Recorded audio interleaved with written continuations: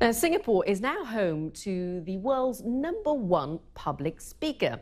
Now, he's called Darren Tay. He's 27 years old and battled through multiple rounds and fought off more than 30,000 competitors to win the 2016 World Championship of Public Speaking in Washington, D.C.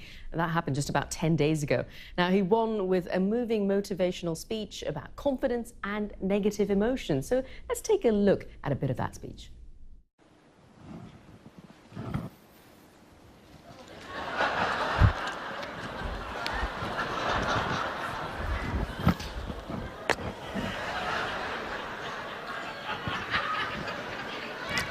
Hey, loser! How do you like your new school uniform? I think it looks great on you. Those were the words of my high school bully, Greg Umberfield. Now, if you're all wondering whether the underwear that Greg used was clean, I had the same question.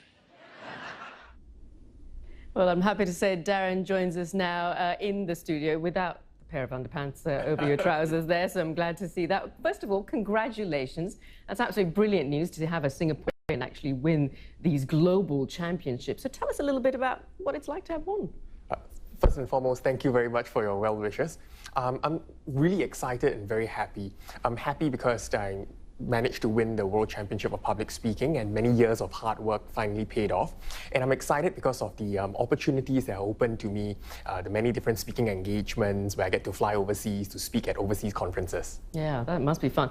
Tell us a little bit about the competition, because it looked really incredible there. You did seem to have a somewhat large audience. Luckily, they were laughing with you. Yeah. How long did you prepare for that, and what made you pick on that particular topic?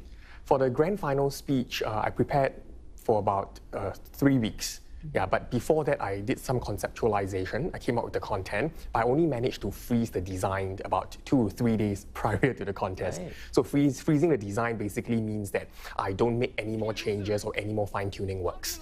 Yeah, I spoke before, I think, 1,600 individuals, and it was a huge stage. So it was my first time speaking before such a huge crowd, right, and in a competition setting. Right. Now, what's also extraordinary is there are a lot of people who are inwardly terrified of public speaking, and I have to admit, I'm probably one of those people. You know, just the notion of speaking to 6,000 people in an audience. Tell us a little bit about some of the techniques you use, because you say you're coaching people, you're teaching them about skills, and some of these skills involve power poses. Can you show us some of them? Can you demonstrate? Sure. So there are the two main ways to deal with stage fright or anxiety. The first one would be mindfulness practice. Essentially, it's a secular practice which allows you to draw your attention to the physical sensation of your body. For example, focus on the breathing. As you breathe in, feel the coolness of the air, the rise of the chest, and as you breathe out, feel that your entire body soften. So that would be mindfulness practice. It helps to calm yourself down. But a few minutes before you go up on stage and speak, I would strongly suggest using power poses. So power poses are poses that helps to increase the secretion of feel-good hormones like endorphins. Okay, show us one. So for example, the rock star pose. So if you do this, you stretch your arms apart. Okay. Yeah. And you do this for about 30 seconds to a minute. Yeah. It actually helps to relax you and make you feel a little bit more prepared for the competition. The other one would be to place your hands by your waist. Yeah, but doing so, you need to make sure that your chest is out as well, because some people do it wrongly. They do it like this.